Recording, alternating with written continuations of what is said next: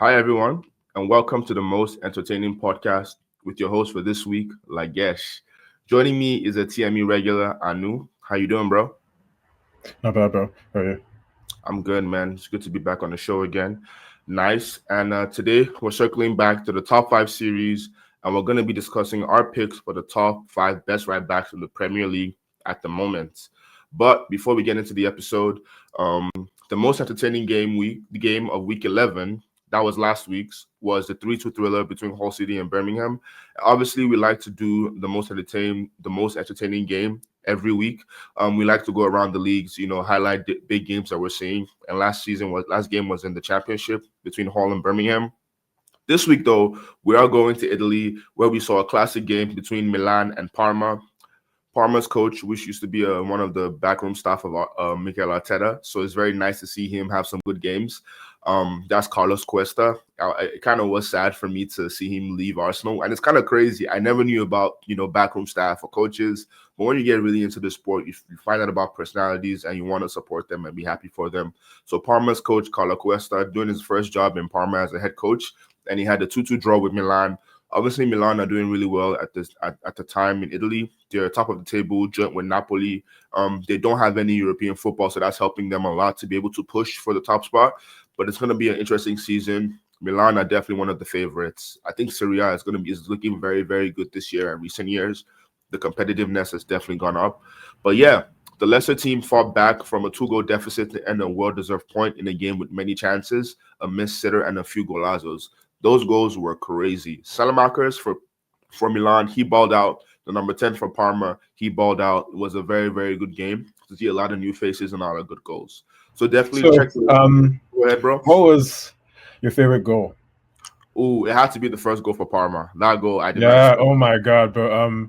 The Bernabeu goal. Yeah. Yeah, I was trying to remember his name, but yes, it starts with a B. Him. His goal was crazy. Amazing wand of a left foot. I'm not going to talk more. You guys just got to go check that out.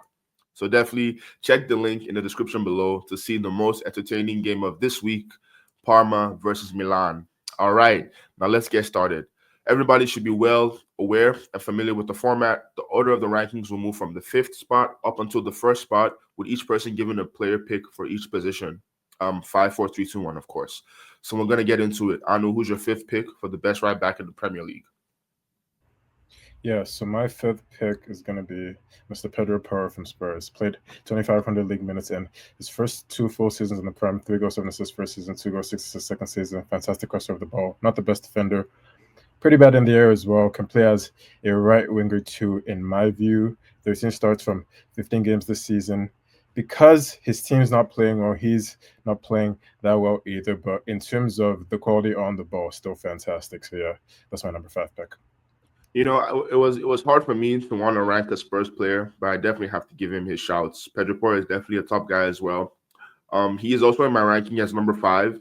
So I think we have one of our first joint positions. Pedro Porro came in at fifth place for me as well. One thing I do like about his game in the new age, not necessarily new age, but the way we like to use right backs now is the attacking phase, what they can add in terms of bringing with and sometimes inverting centrally. Pedro Porro does well. I like him on the ball. He has a good cross, a good assist on him.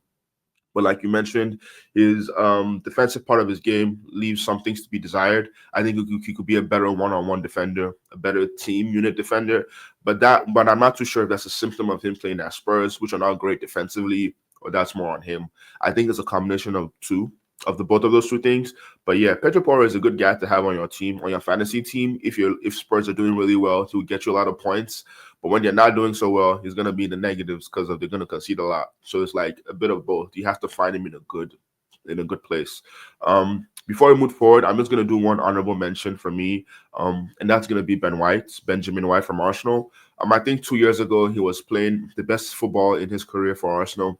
He just came back for Arsenal because of the injury crisis. He's getting a lot more game time now. But he was out with injury and some personal issues in his family, so that definitely affected his ranking and his availability for the club. But overall, he's a top player. I think he has a lot of beef with some England fans because his whole declining to be part of the national team and wanting to leave. Do you have any thoughts on that? How do you feel about players being like, I need a break from the national team? So I think if a certain player has like a problem with the head coach, then yeah, fair enough. I think the problem is people make playing for the national team seem like you're serving in the The army. military. Yeah. Yeah, and I'm like, it's not that serious. And I really do think for like a certain player like Ben White, if he's not being used in like the right role, then it's probably like the most likely reason why he felt so misused, I guess, because I know he plays a lot more as like a right back, while for England he played a lot more as like a center back, I think. So I think that's might have been the main problem for him there. And I think a lot of stuff too, KB, like just personality wise, personality mixes. I think it's very difficult, at that level. We're not there to be able to make any decisions. But at the end of the day, like if somebody doesn't want to play, people just gonna have to respect that. But at the same time, I also do understand the fans who are upset because a lot of fans, that's your dream. To be able to stand out there, represent their country. This guy had the opportunity, regardless of the coaching structure, regardless of the situation, they feel they should have been able to tough it out. What do you think?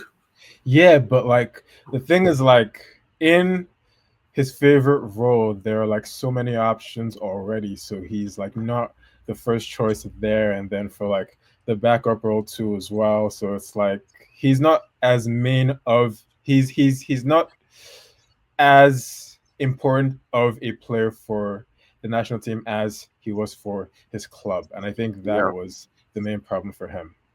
And I think the last thing to add on to that is that like everyone needs to remember that it's also a job.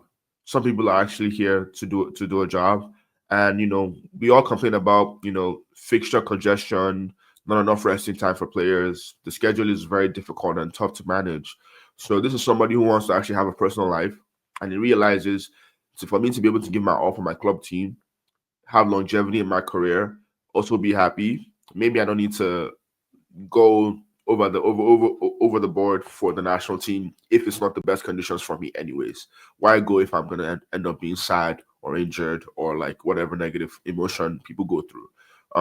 Yeah, what else do you have to say before we go to number four? Yes. So, right before we move on, what are your thoughts about him not loving football?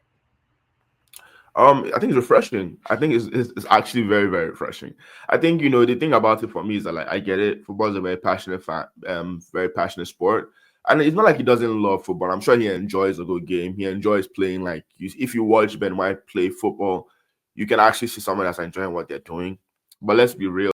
Like if you do it as a job and they have you watch 4 hours of match game footage over the course of the week, it can be a bit tedious, and that might not be sweet. And don't let's not try and glorify that as like the passion of the game when it's like hard work and it's homework and it's like your job. So I think everyone's different. For him to be able to perform at his level, maybe he needs that ability to detach. Because for people who are very, very passionate about the sport, they take that passion home and it ends up affecting their home life, their personal life. You hear about guys like Jamie Carragher talk about how much mentally he was in a very dark place, outside of the game. And I'm like, okay, it's really cool when you're in love and passionate about the sport, but let's be real. It's more pain than happy moments day to day when you're playing as a professional football player. So he didn't know. Ben White wasn't going to know he was going to become an Arsenal player. He didn't know he was going to become an England international. He was, just playing for Brighton, trying to have a career and trying to see what he could make of himself. So, this is what got him to this level. I don't think he needs to change. I have no personal feelings about it. I mean, I'll be real. If it was my kid, I'm gonna want him to be super passionate about the badge. But if you find out that okay, maybe that's just not him, you're just gonna have to accept people for who they are. Because it will be worse if he's pretending, right? So the thing is, what is he passionate about? His dogs and his wife. That's about it. Okay. And maybe he's the family guy. Maybe he's one of the Yeah. lads. I think that's one of the things. Like I think some people just enjoy playing in comparison to watching and like being a fan at home. They want to just be on the field and enjoy that graft. So maybe that's just who he is. But I don't see him having any issues with his teammates. So I don't think it's a problem. I think with most of these things, if you just get to know the person, you'd be like, dang, okay, he's pretty regular. Let's move on. So yeah. Going into number four, who do you have as your fourth pick as the best right back in the Premier League? Okay. So for my fourth pick, I have to go with Mr. Matty Cash from Villa, 2,000 plus league minutes in his 2 seasons. Started every game this season. He's never had huge numbers attacking wise, but he's had 3 goals, 1 assist this season with with goals versus Man City as well as versus Arsenal. I think he seems to be having a bit of a remontada. So my number 4 pick is Matty Cash. I think that's the first shout. Manny Cash is Danish, right? Is he No, Danish? I'm pretty sure he's Polish. That's what it was. I remember like he just has a name that just doesn't match the country. That's what it Yeah, was. So yeah, yeah, he yeah. is Polish. So I'm definitely like it's very good to have him in the league. I definitely like his play style. I played him yesterday, so I don't like him for what he did to Arsenal yesterday. But it was a good goal, and he has a wand of a finish. Like sometimes when he kicks that ball, wow, it's crazy. He's in my list, but my number 4 is Daniel Munoz for Crystal Palace. I love the right back. He had a fantastic season last year. He did really well for me in fantasy. And he also did very, very well for his club team. He came in virtually unknown from South America. I was able to transition to the English game really, really well. Um, currently, he's the FA Cup champion, which is a really big deal for Crystal Palace. He was part of the team that brought the first trophy in a generation, in 2 generations for Crystal Palace fans. So it's like a really big deal, and he's going to go down as a club legend for them.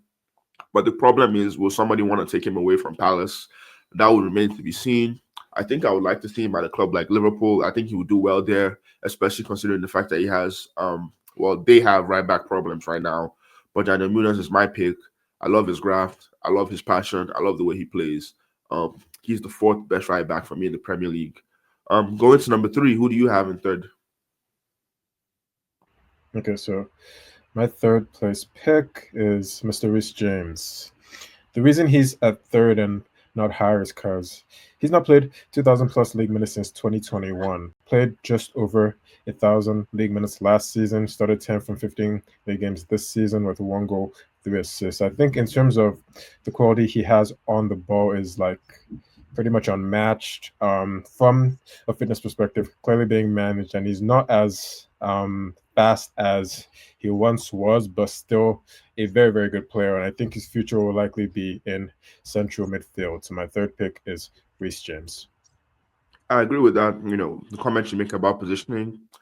Although, like a lot of times we like to shoehorn players into certain positions. Maybe that happens a lot in the younger game.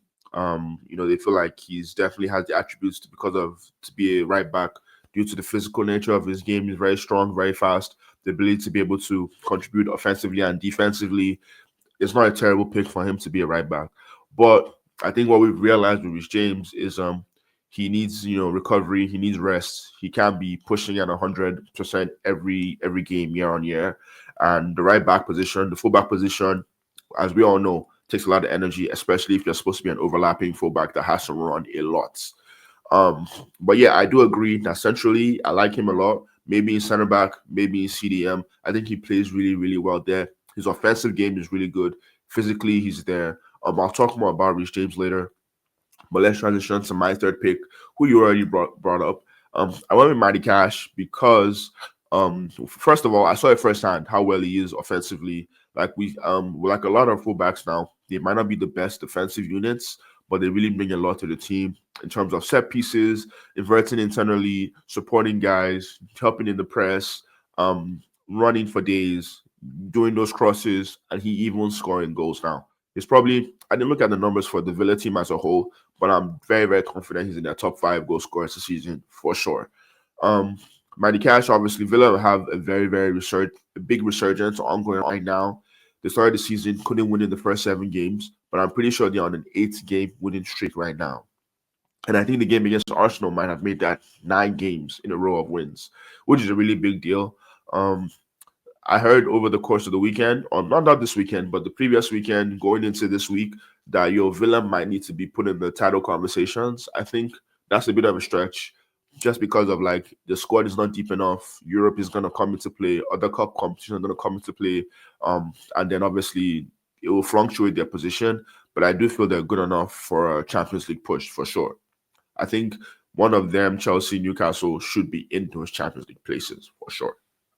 But yeah, Matty Cash for me. I like the guy. He's a fun guy. Cool celebration with the golf thing. I enjoy it. Who do you have for your second pick as the best? Excuse me, as the best right back in the Premier League? No problem. My second pick has to be Jurgen Timber. He recovered from his knee injury and looked exceptional since 2,400 league minutes last season, 1 goal, 3 assists, 13 starts from 15 games this season, 2 goals, 2 assists. Fantastic on the ball from um, an offensive perspective as well as from a defensive point of view as well. Very, very strong player. Very good in the final third as well. And I think he will most likely be my #1 pick next season if he has a very good season this season. So yeah, my #2 pick has to be Urian Timber.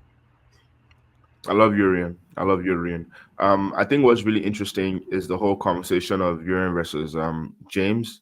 I have James as my #2 right back. Technically, I shouldn't even have him on this list because he's playing less and less as a right back. And I think as his career progresses, we had the whole thing about Rice and Caicedo, and I think it ended up being they play in two different positions. Rice is a box to box, and Caicedo is a sitting six. So in that same vein, I don't think it took me a while to accept that, and I'm like, okay, I agree. Although Rice can play in the six right now, they're in two different positions, and they both can flourish as the best in those positions. But in that case, right, I think the where what I like about Rich James a lot, which I already said earlier, is him on the ball, his finishing, his crossing, his set pieces, his physicality, the ability to head the ball. These are all things that I like for him a lot. But at the same time, his biggest issue is his fitness. I think he's too injury prone. I think that's the biggest thing. Being available makes a big difference. When you talk about Urian Timber, who you just brought up, obviously, if most people are following Arsenal and the situation with him, he was out for a whole season in his first season with an ACL. So I was very worried for him coming into the next season that, will he be able to perform considering he's coming back off the back of an ACL? But he's really surprising me in terms of his consistency, the ability to get hurt, stand up, keep playing, and also be available for the next game. He's done really well. I really, really hope he can maintain his level of fitness and not get any long-term injuries. But Urian Timber is a fantastic guy. But we're gonna figure out in a second who I have as my best right back. And I'm realizing I actually know how I have no idea who's gonna be your #1 pick. I'm kind of surprised. I'm kind of worried that I might have left them off this pick entirely. Before you tell me your #1, I have another honorable mention that I did not include this year, and that was Ola Aina for Nigeria and Nottingham Forest as well. He was probably top 3 right backs last season when Nottingham Forest had a really, really good season with Nuno Espirito Santos. But obviously, for us, I've had a lot of issues. I think they changed coach twice this season or just one time. Yeah, it was to Postecoglou. That was a very short stint, which was insane. And now, who's your current coach? Sean Dyche. Yeah, Shawnee. Because I think he did the number on Liverpool. Did he? I think he did. Yeah, I remember that game. Good game. Forest is doing really well. Yeah, that was insane. This has been a very, very interesting season, not gonna lie. So who do you have as your #1? All right, so my #1 pick has to be Mr. Munoz from Palace. Has made a massive impact since he joined in the January of 2024. Got 4 league assists that season alone, 3,000 league minutes last season, 37 league starts, 4 goals, 5 assists. Started the cup win versus Man City, and he gave the assist to Eze. Started the Shield win versus Liverpool. Started every game this season, 3 goals, 2 assists. A player who is always fit, fantastic in defense, fantastic in offense, and will definitely get a big move this summer. So my top pick has to be Mr. Daniel Munoz from Palace. I can't hate on it. That makes a lot of sense. I don't know why I didn't think Munoz would be your #1. I felt like, I like Munoz a lot. I enjoy watching my Palace. I like his game offensively and defensively, like we mentioned. And like we see, not a lot of right backs on this list are defensively sound. I think we can count on just a few of them. Reece James is defensively sound. Urian Timber, defensively sound. Daniel Munoz, defensively sound. The other guys, Matty Cash, not so much. Ola Aina is defensively sound, but he's not having a great season this season. Who else do we have on this list that isn't too defensively sound? I think I'm missing one more name. Probably Pedro Porro as well. Yeah, Pedro Porro. Yeah, you're not gonna put Pedro Porro up as like a top defender in terms of like 1v1s. It's not gonna work. But yeah, Daniel Munoz definitely is really, really good. I am kind of surprised to see you having him #1, but I think that's a very good take when you look at the underlying stats and the way he's performed. So the reason is, yes, the numbers as well as the fact that he's always fit. Like has literally played every game since the January of 2024, and we're literally about to be in 2026. Yeah, that is crazy. And I think that's the best availability. I know his coach loves him. I know his teammates love him. And if Oliver Glasner leaves in the summer or, at some point for a different club, because I think he's on his way out, um, yeah, Munoz is gone. He's so gone. But we have to see. My number one pick is pretty obvious. I debated between him and Rich James, but I had to go with him just because of the fact that he's playing more minutes in right back.